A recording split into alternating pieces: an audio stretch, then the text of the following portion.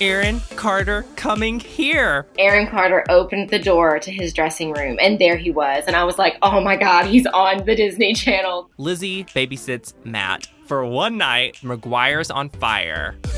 Hey Team Duff, it's Whitt. Thanks so much for listening to Duff Enough, the ultimate Hilary Duff fan podcast. This show is a celebration of the life and career of actress, singer, mother, and all-around icon, Hilary Duff. And joining me now for Let's Talk Lizzie is my friend Emilia Carson. Hey Emilia, welcome to Duff Enough. Hi Whitt. Hi, are you excited to be on the show? I am so excited. Yes. Okay. Well, really quick, I want to talk about something because it relates to you and Lizzie McGuire. It's when we first met. We met in college, Emilia. You were like the first new person that I met. And yes. I feel like I've told you this before, but you had bangs when we met. I did have bangs, yes. Yes. And it totally made me think of Lizzie McGuire and Hilary Duff. So it was like, oh, I've got to be friends with this girl. Well, that was actually the first thing that Minka, one of our other friends, said to me when I had the bangs was, oh, you look like Hilary Duff.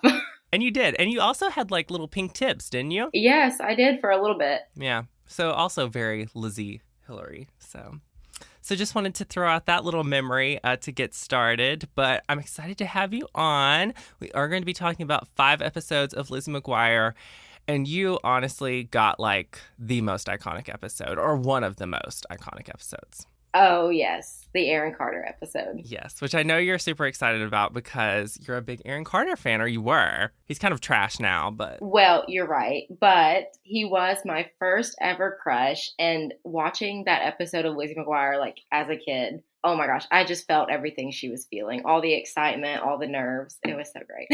Oh my goodness. Okay, well, I can't wait to talk about that. Really quick, I have 3 questions that I ask all of the guests before we get started. The first question, Emilia, what is your favorite Hilary Duff movie? I think I'm going to have to go with A Cinderella Story. Like, it's just iconic. I have to go with that one. It's a good choice. It's a very good choice, yes. Next question, what is your favorite Hill Duff song? Why Not, I think, from the Metamorphosis album, just because, like, it was in the Lizzie McGuire movie. It was on that album. I have other favorites from that album. That's probably my favorite album that she has. Mm-hmm. But yeah, probably Why Not. And your favorite episode of Lizzie McGuire, which I feel like we've already kind of given that away, but... Well, normally I would say the Aaron Carter episode, but since we're talking about that one later, I'm going to say the episode where Lizzie and Miranda go to buy bras, and Lizzie like screams in her house with everyone around, I want a bra. Oh. Like, just so awkward, so relatable. So that's the one I'm going to go with today. Okay, so the word that gets repeated so much on this podcast already is iconic. And then like the second most repeated phrase seems to be I want a bra, because everyone loves that episode. Throw on some low-rise jeans and toss in that butterfly hair clip. It's time for Let's Talk Lizzie. So we are talking about episodes 6 through 10 of season 1. And the first here is Jack of All Trades. It premiered on February 23rd, 2001. Did you remember this one? Because I remembered the brain project and the explosion, but I didn't remember how we got to that point. This one was a familiar one for me. So, like, in the beginning, I did not remember exactly what it was about. But as I kept watching, I was like, oh, yes, all of this is coming back to me now. So, as I watched, the more I remembered, like, as the episode continued. Yeah. So this episode is about a science project, and that's kind of the big storyline here. But it starts out with a career aptitude test, which is so middle school. Did you ever take one of those? Yes, 8th grade. I definitely did.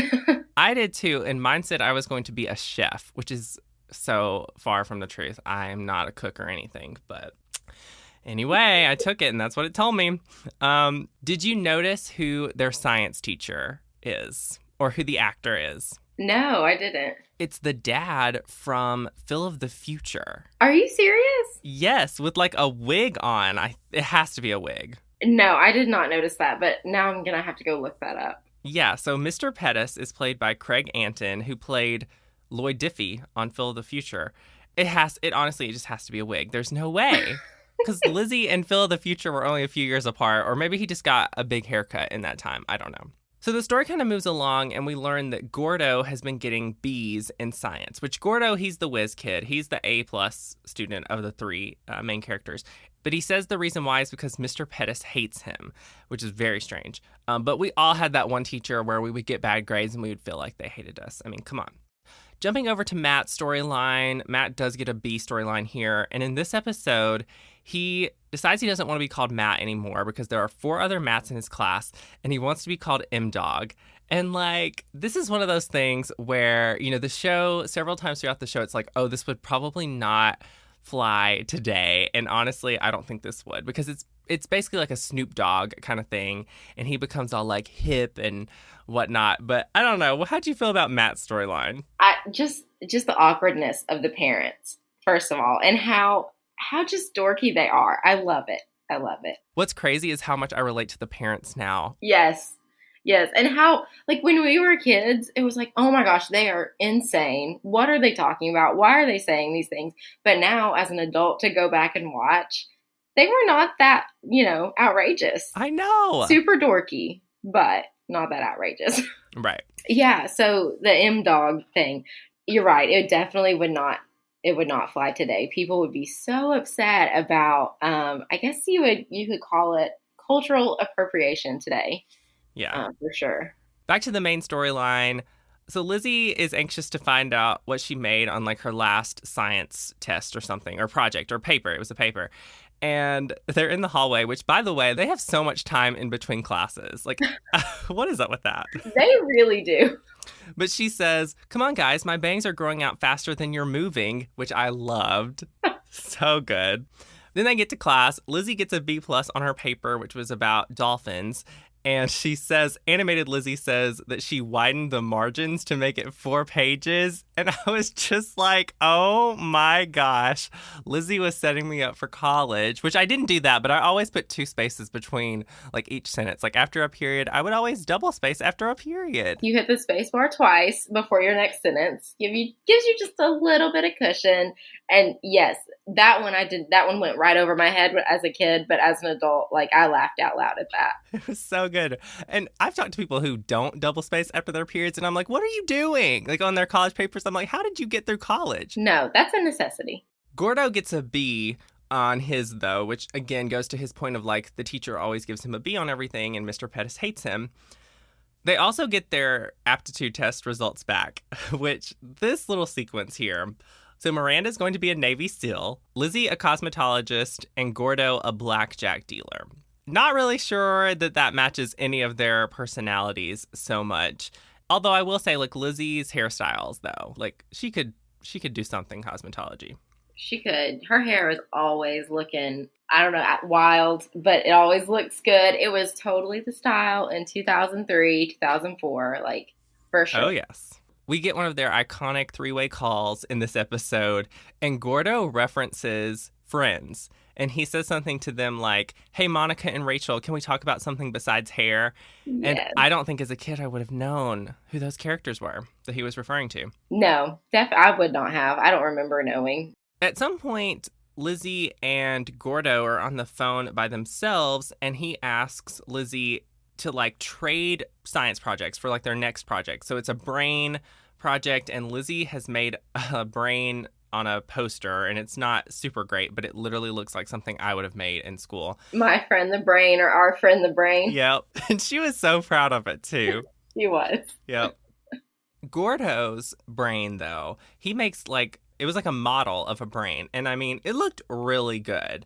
And it lights up, and it's really cool. But he wants Lizzie to switch projects with him and, like, put her name on his project because he wants it to get an A+, because he put a lot of work in it, and he thinks if he turns it in, he'll get a B because Mr. Pettis hates him. Lizzie is very reluctant at first, but then Gordo guilt trips her into it, so she does it. We'll talk about how that ends in a second. Let's jump back to Matt's story because that comes up here. And Sam and Joe, the parents, actually go along with the M-Dog thing.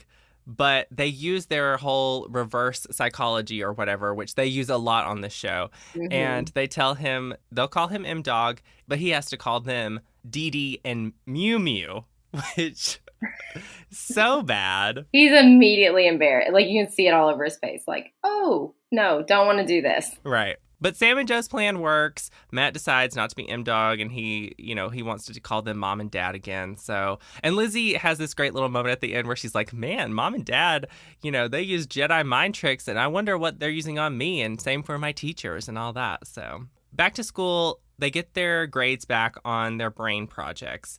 And we also, I should mention, we found out that Gordo's brain, if you, I was saying that it lights up, and if you turn on multiple sections at a time of the brain, it'll overheat. So that's important to know. Lizzie's poster gets a C, and that's what Gordo gets. And then the brain model gets an A+, and Mr. Pettis is raving about it.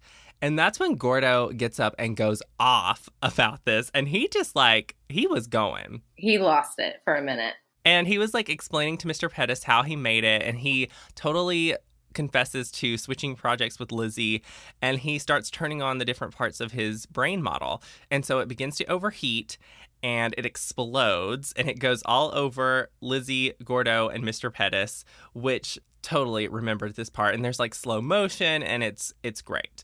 Of course, Gordo gets in trouble, and he has to stay in class afterward. And Lizzie and Miranda are trying to eavesdrop, but we learn that Mr. Pettis was being tough on Gordo because he wanted him to do his best work. And at some point, Gordo had kind of, started slacking off a little bit. And he still gets an A+. So the message, I guess, here I wrote down was to fulfill your potential, I guess. But that's kind of what I got. I don't know. Yeah, I just think, consistently try your best. Consistently try to top what you did before so that you don't kind of slide into this place of comfort and being mediocre. No, that's good. That's good. I like how you put that. But I do have to say I am guilty of doing the bare minimum at times, especially with adulting. Oh, yeah, for sure. Me too. Well, the next episode here is episode 7 of season 1. It's Aaron Carter's Coming to Town, which is a play on Santa Claus is coming to town, because it is a Christmas episode in a way. It's not the Christmas episode because there's a Christmas episode later, and it doesn't even take place at Christmas time. But Aaron Carter is coming to the town where Lizzie lives to film his Christmas music video.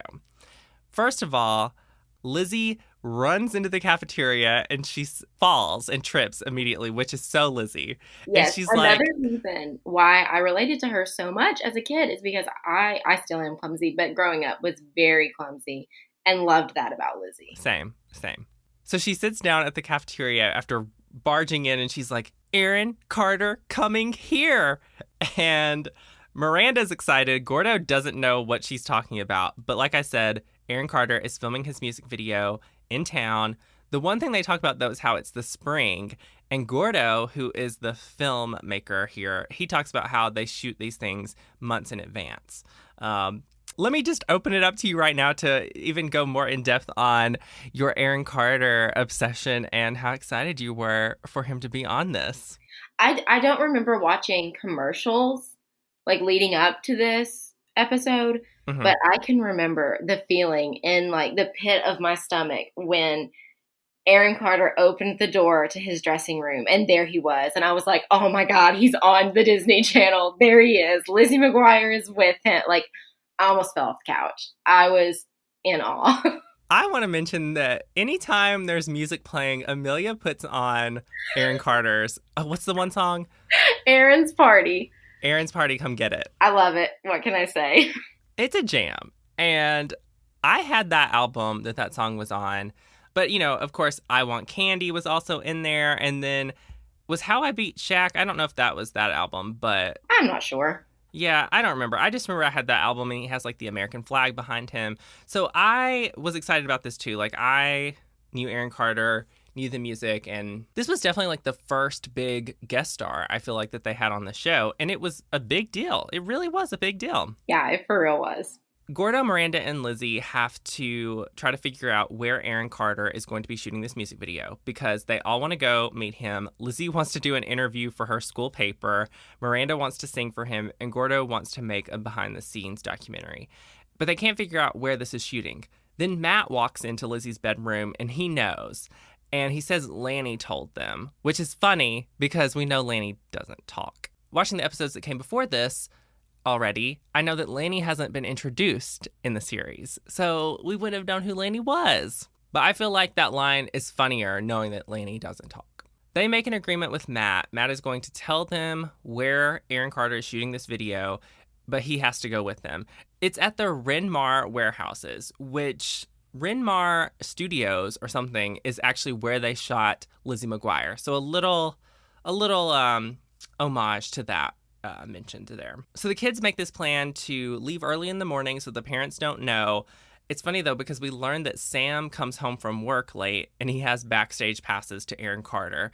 And it's just one of those things where it's like, oh, my goodness, they could have avoided all of the mayhem that follows if they just, gotten those passes. So the next morning, Lizzie comes downstairs. She has her hair all crimped. She has on the silver jacket, the red choker. She is ready to go meet Aaron Carter. She's just everything that I wanted to be in 2003, honestly. Yeah. She looked awesome. Matt actually comes down with a bag and he's like, this is for plan B, because Lizzie's plan is to just walk in like they own the place. And Matt says, this is for when your plan doesn't work. I made a note about how when they get to the filming location, Miranda says, Aaron Carter walked on this ground, and she takes off her shoes. Yes. I love Miranda, okay? Because that would be me with Hilary, honestly. You're right. You would totally do that. They do not get past the security guard. And I love when Lizzie walks up to this guy and she's like, I'm Lizzie McGuire, a member of the press. I mean, with our little school newspaper press badge. Yes.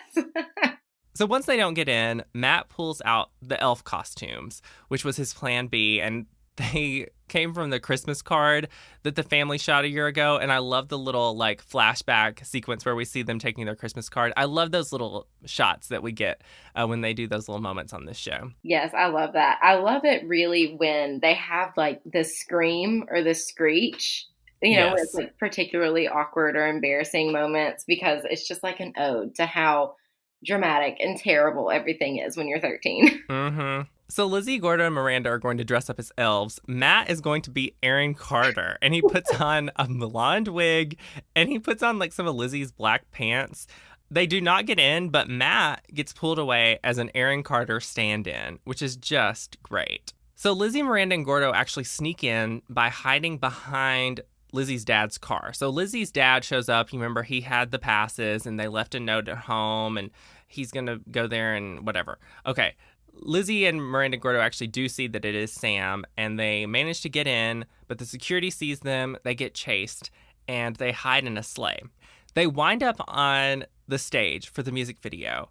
The security guy finds them, and there's this little chase sequence, and I died when Gordo pushes the Christmas tree over on him, and he's like, timber! And the tree falls, and the security guy falls. And that was just great. The same guy actually locked up Sam for eating donuts at the craft services. And then Joe shows up because the security had called the house and said Lizzie McGuire is here and all that. But Joe and Sam get put in a holding room or whatever, a detention center, I think is what they called it. Back to Lizzie, Miranda, and Gordo. They are still trying to hide away from security. And at one point, they wind up in Aaron's dressing room. And I mean, here's the moment. It's coming. Aaron's manager shows up. They ask to meet him, and the manager says one of them can meet him. And it's so sweet because Lizzie tells Miranda she can meet him, and she should sing for him, which was, such a nice friend, even though Lizzie wanted to do it. Such a sacrifice. Yeah. All that anxiety that I felt as a child watching that came back. I was like, oh, who are they going to pick? Who's going to get to meet Aaron Carter? Would you have given it up for one of your friends? Oh, absolutely not. It was going to be me. Right. But Miranda gets to meet him. We don't actually see that, but Miranda comes out of the dressing room and she's like, he said, I have talent, which was great because, she sang for him or whatever. But then Lizzie forgot her tape recorder that she was going to record his interview on in the dressing room. She goes back. She knocks on the door. It has a little Aaron Carter star on it. And who opens the door but Aaron Carter himself? And he has he has a little tape recorder and he's like, is this yours? And they look up and they see mistletoe. And Aaron Carter says, "Merry Christmas, Lizzie McGuire." And then there it is. There's a little peck. The little peck. Lizzie's... The magical moment. The most magical moment. Yeah. Technically, I guess, like, Lizzie's first kiss that we see on the show. Although later there's an episode actually called First Kiss. But anyway, we're gonna pretend like that actually happened. And Lizzie and Aaron Carter kissed under the mistletoe. And Aaron's song, Girl You Shine, plays, which I loved that song. Yes, and I forgot that song existed until I watched and I'm glad I watched the YouTube version like you told me to instead of watching on Disney Plus where they had changed some of the music because I would have missed that, and it was wonderful. It's so good. It's so good. But Lizzie walks back over to Miranda and Gordo, and they're like, "Did you get it? You know, her tape recorder?" And she says, "That's not all I got." And I mean, it's just so, like, it's one of those things now where I'm like, you know, it was such a fantasy moment. Did it really happen? In my mind, it happened. Yes, it happened. As the episode wraps up, Matt actually gets Lizzie, Miranda, and Gordo in the music video because he was like the stand-in or whatever. And then it's I Want Candy. Aaron sings the song. He performs for the music video. We have the dancers. We have Lizzie and Miranda to the side. I wrote down their outfits. Lizzie has a red sweater and silver pants. Miranda has red pants, a silver top. Aaron has a silver jacket and pants. And then Gordo is like documenting, of course, on his video camera, his camcorder. And I mean, this is so great. Like, it's so good. And I Want Candy was a bop back in the day. It still is, but anyway. In my opinion, my humble opinion, not as great as Aaron's party, but still a bop. Yeah. That is definitely one of the most memorable scenes of the entire series, hands down. Everyone remembers this for sure. But Aaron Carter, like, I don't really want to talk about Aaron Carter and how things are now because it's just so, like, I don't know what he's doing and I don't know why he thinks he needs to, like, bring up Hilary's name to be relevant. But anyway. I mean, of course they dated after that. But honestly, like, when you're 13 years old, that is not really dating. And I feel like anything that happens before age 18, did that really even happen? You know, you feel me? Yeah. Like you said, they weren't really dating. Anyway, we're not going to talk about that. We're going to move on. All right. So the next episode, Emilia, is actually my favorite episode of Lizzie McGuire. And it is episode 8 of season 1. It's called Misadventures in Babysitting. It premiered April 6th, 2001. This is the episode where Lizzie babysits Matt for one night, pretty much. So at school, because we always go to school, Lizzie, Miranda, and Gordo are talking about an assignment where they have to design their own city, which they have very interesting assignments on this show, I have to say.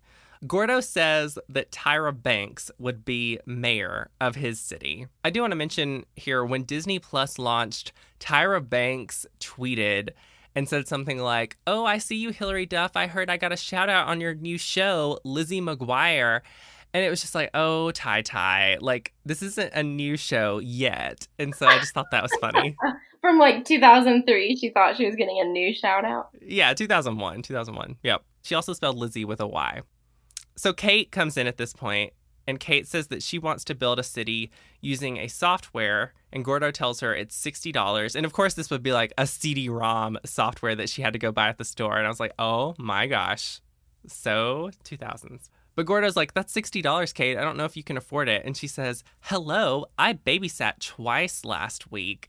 And Lizzie gets jealous that Kate is a babysitter. And she's like, "I don't babysit. I get babysat." I guess I don't know if it's here or later when she's like, "Kate babysits?" And just the jealousy in her voice. Like, I don't know. I just thought it was so funny. She says that, but she also says to her parents, like, Kate Saunders babysits.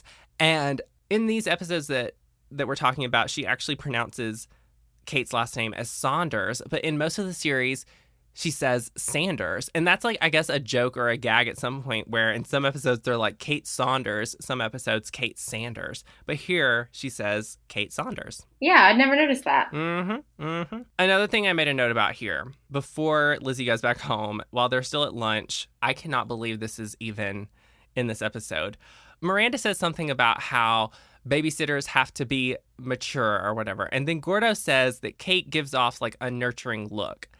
And Miranda replies, I wrote down the quote, we get it, Gordo. She's stacked. And Gordo says, yes, she is. And he's like looking at her smiling. And I'm like, oh my word, this is actually a thing. I could not believe that when I was hoping that you would bring that up. Because I don't know. I guess I don't remember him ever like objectifying girls like that when I watched it. But he does it a couple of times throughout those few episodes that we watched. I know. It was just like Gordo. Like Gordo is the voice of reason. That's what I call him. Like he is Mr., intelligent. And I'm just like, Gordo.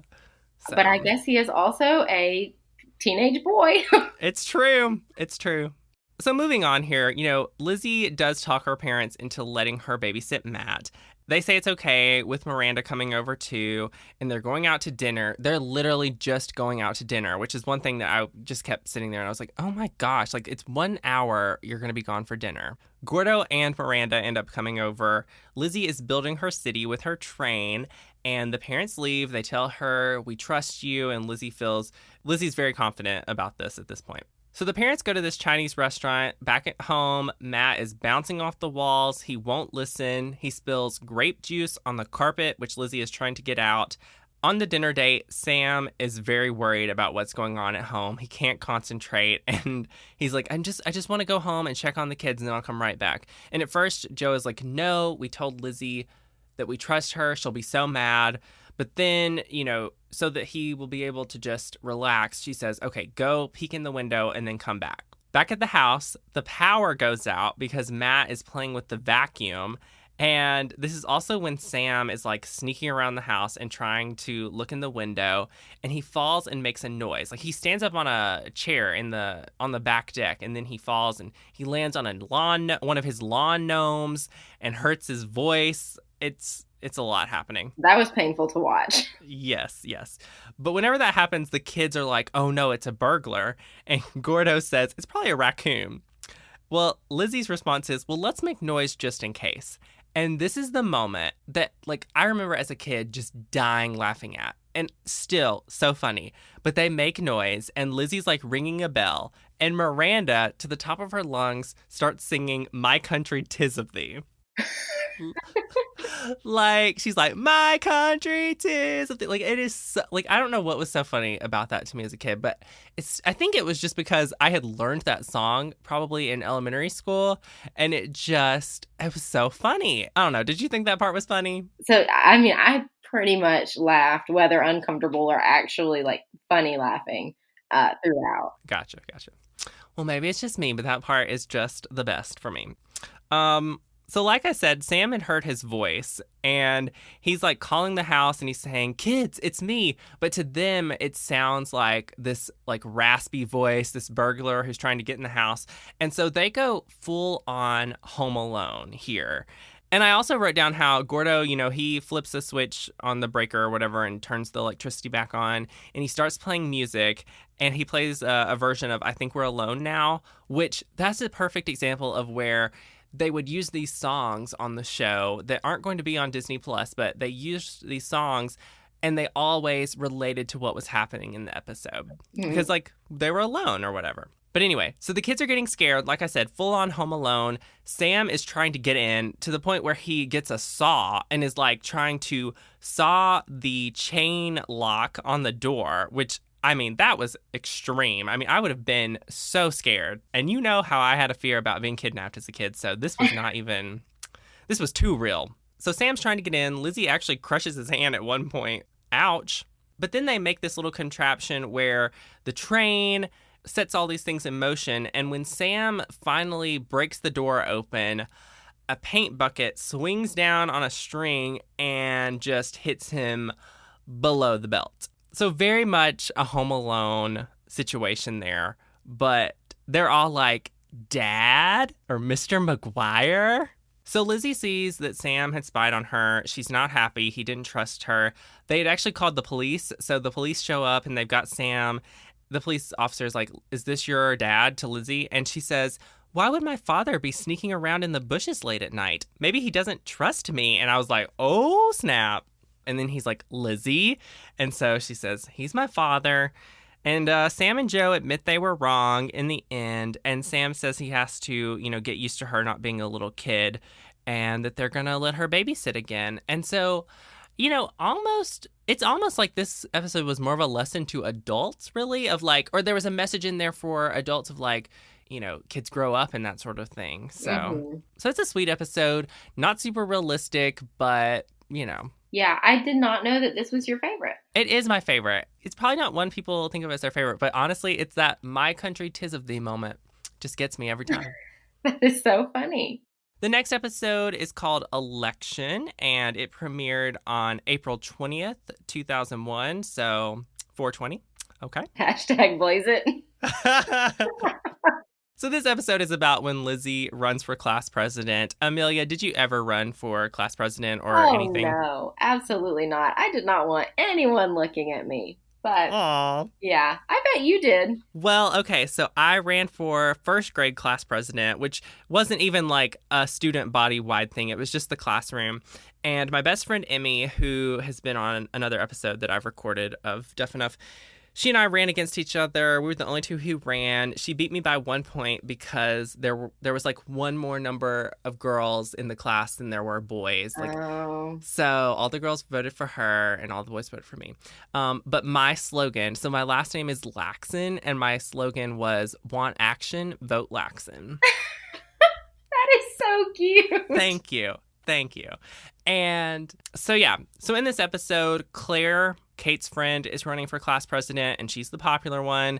Larry is running, and he's eating worms for votes, which is so gross. Tudgman, ugh. When you saw Larry Tudgman, this is going to sound really mean, but was there not a kid in your class at school and you were like, man, that is exactly like this person. Just kind of weird, Yep, we had a Tudgman. But in the midst of all this, Gordo tells Lizzie that she should run because she's one of the normals, which I was like, what? But anyway, it's fine, I guess. And really, like, Miranda and Gordo and Lizzie, they were kind of the normal ones. Like, I say a lot how they were not a part of any particular clique or anything like that. So it's kind of true.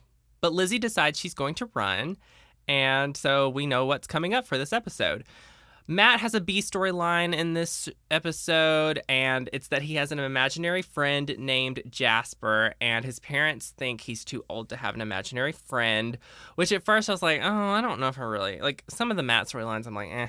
And at first I was feeling that way about this one, but in the end, I love how it turns out. So we'll discuss that in a bit here. Okay, Lizzie's catchphrase for her campaign is "McGuire's on fire," which I love. And oh my gosh, so whenever Hillary Clinton ran for president, of course, there were lots of people who were sending me these memes where it was like, vote for Hillary, and it's a picture of Hilary Duff instead. Although Hillary has one L, and I don't know if you remember this, but I actually took a picture of my little... Lizzie McGuire. I had one of the Lizzie McGuire books, and it was the election episode, the book of it. Mm-hmm. And I took a picture of that whenever Hillary Clinton announced her run for presidency, and I posted it. And like, oh my gosh, one of my conservative relatives on Facebook, like, Lord, started something. So bless. Yes, I do vaguely remember that. We have to talk about Claire and Kate trying to intimidate Lizzie, because Lizzie's little clap back here, oh my word. I love it because you never, like, I feel like we always are seeing Lizzie just like kind of getting, just not being cool, being awkward, getting made fun of. But here we get to see her like really, like, she's strong, she's confident, and I absolutely love it. Yes. So here's what happens. Claire is like saying she's going to win. She says, I'm popular and you're not. Then Lizzie says, let me tell you something, Miss Claire Witch Project.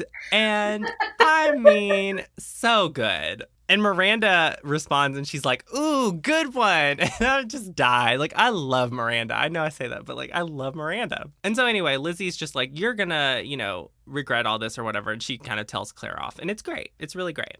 Some of her campaign promises here, she's saying that frog dissection is optional.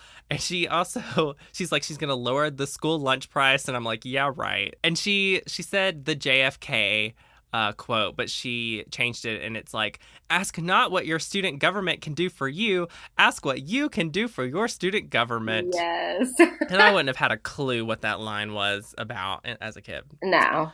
So Lizzie starts like mingling with all these different groups, and she gets confident, and then she decides to hang out with the drama club because for some reason the drama club is like second in command to the popular kids at this school, which I do not get because I was a theater kid and that is not really how it goes. No, I thought the same thing. I was like, well, that wasn't the experience that I had at my schools. I was not a theater kid, but they were definitely not second tier popular. Yeah, and she has to put on sunglasses and a leather jacket, and it's just like a black jacket, and it's just like, what kind of drama kids are these? Like, I don't get it. And they drink coffee. And I have to tell you this. She orders coffee at the Digital Bean or whatever. Or she makes Gordo get it for her because she totally turns into a diva.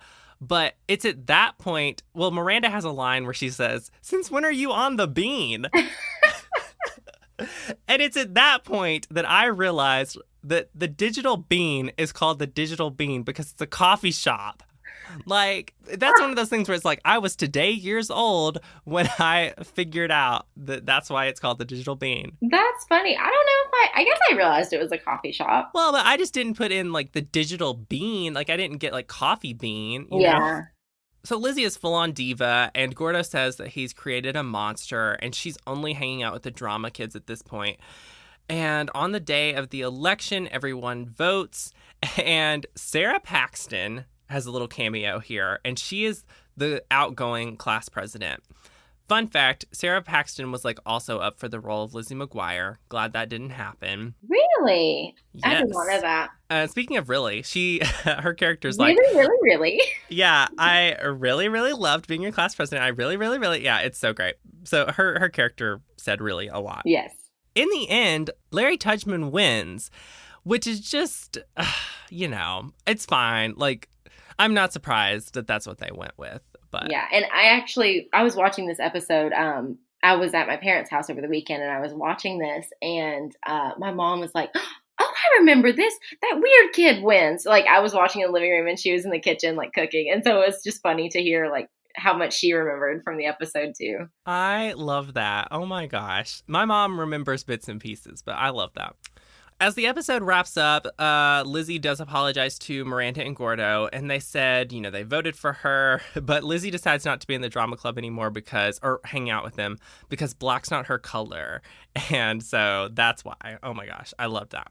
Okay, back to Matt's storyline. So it turns out that, Joe and Sam are buying Matt gifts because they want him to forget about his imaginary friend, Jasper. And one day, Matt is like on the phone talking to Jasper, and Joe picks up the other line. And it turns out that Matt is talking to one of his friends, and his friend is like, "So what are you going to trick them into buying you next?" And so, the jig is up at that point. And the very end of the episode here, Joe and Sam make Matt wash an imaginary donkey. Perfect punishment. I loved it. They're all standing there watching. Lizzie, Miranda, and Gordo are laughing at him. And then he sprays them all with the water hose. And Lizzie dumps a bucket of water on Gordo's head. And it's a fun ending. I loved it. But I really like this episode and the back and forth. And you might be getting to this. The back and forth that you see with Lizzie and how she's acting. But then what you see with animated Lizzie, where she's like, "Okay, somebody stop me. I know this isn't right." And it's just totally true to what you experience when you're going through puberty. I have to be what everybody else thinks, and I have to do what everybody else thinks I should do. But also there's this inner voice where I know what I'm doing is wrong, and I'm trying to stop, but I don't know how. I loved that back and forth. 100% with you. And I feel like a lot of times with these episodes, I forget to make notes about animated Lizzie, but she is so important to the show. And you're right. In this episode, you do see that for sure. So, yeah. Our last episode here is called I Do, I Don't. It's episode 10 of season 1, premiered April 27th, 2001. It was probably my least favorite of the 5 that we're talking about, and it was just kind of super unrealistic. But Anyway. It was another one of those school projects that would have been a lot of fun, but also just don't really happen. Yeah, so it's a social studies marriage project, and they get paired into couples. They're going to have fictional jobs, and they're going to spend 1 week, coming up with scenarios for how their life would pan out, and then they're all going to come back to their 20-year class reunion and give a presentation on how things went. Okay. Lizzie and Gordo get paired up as husband and wife. In their relationship, Lizzie is going to be a lawyer. Gordo is going to be a garbage man. All right. Miranda and Ethan get paired up. Ethan's going to be a surgeon. Miranda's going to be a homemaker, which I was like, okay. And then Kate and Larry get paired up, and Kate's going to be a TV anchor, and Larry is going to be a mailman. Lizzie is happy for, her best friend Miranda for getting with Ethan, but she's also jealous. And right away, Miranda gets a ring from Ethan, and I'm like, what? Yeah, that was one of those oh, that is so cringy. It was kind of a big ring. She's like, do you see that rock on Miranda's finger? Yeah. Matt's storyline in this episode, we find out that he's up to something strange at the beginning, and he's covered in dirt and he's looking for a flashlight. And then Sam kind of investigates and finds out that he is digging a cave in the backyard, which is it a hole that they're digging? I don't know how that was supposed to be, working out there, but he's digging a man cave, and then Sam ends up helping him out and all that. And anyway, the mom kind of busts him at the end, and she's like, get out of there. Let's get back to the main story here. Joe actually tells Lizzie that marriage is not about how much you earn or have, but about love and trust. All right, so then that opens up this story where Lizzie is at the Digital Bean, and she sees Ethan and Kate together. And she's spying on them because she's curious, why is Ethan with Kate? He's supposed to be with Miranda. And she spies, and she actually falls down while she's doing that. And then she gets stuck under their table, but her hair gets stuck in gum, which is just so Lizzie. That's when she gets caught, actually. But she overhears Kate saying that she's going to leave Larry, and she wants Ethan to leave Miranda at the end of this project, and then they're going to be married. And Ethan, he's so dumb, and he's just so I'm going to have 2 wives? So he's blindly innocent in a way here. But Lizzie's oh no, Miranda's going to get her heart broken. Even though it's not real, she's but it's going to be real to Miranda. So fast forward to the presentation day, and we see Lizzie in this cute little lawyer outfit. I wanted to mention that. And Gordo's dressed a garbage man. I did notice how good all their costumes were. They all looked like the job that they were supposed to be. Right. Kate and Larry go first, or they're the first one of the students that we know that present. Kate gets up there, and immediately she just is I left Larry, we didn't have kids, and I replaced Katie Couric on the Today Show and won several Emmys, which is so funny for me because I work in TV news, and Katie Couric's a really big deal, and at the time she was the Today Show anchor. Yeah. And Larry's super confused by this because obviously that's not what they had discussed, I guess. And this is when Lizzie actually finally tells Miranda what's going to happen. And she's like, Ethan is going to do the same thing that Kate just did to Larry. And Miranda and Ethan get up to present. And I wrote down Ethan's first line because he says, me and Miranda had our issues, like on Ricki Lake. Do you know who Ricki Lake is? No. Okay, Ricki Lake is a talk show host from the 90s. She had all of these kind of ridiculous marriage problems and all that on her show. So that was a fun little reference that I caught that I definitely didn't catch as a kid. Miranda is super sad during the presentation, and she's like, we had 3 kids, Brittany, Gwyneth, and Ethan Jr. And obviously she's talking about Britney Spears, Gwyneth Paltrow. Yes. Yep. But before Ethan can say what he's going to say next, Miranda takes the mic. She accuses Ethan of cheating. And oh my gosh, her line here, she's like, Ethan was going to leave me for Kate. But you see, doctor, because Ethan was a surgeon, she's like, you see, doctor, that's not how I operate. I'm leaving you. And I was just like, yes, Miranda. Yes. She not only just mic drops, she throws that mic down. Yes, she does. And Ethan picks up the mic and he's like, I thought I was going to have 2 wives, and now I have none. Bless him.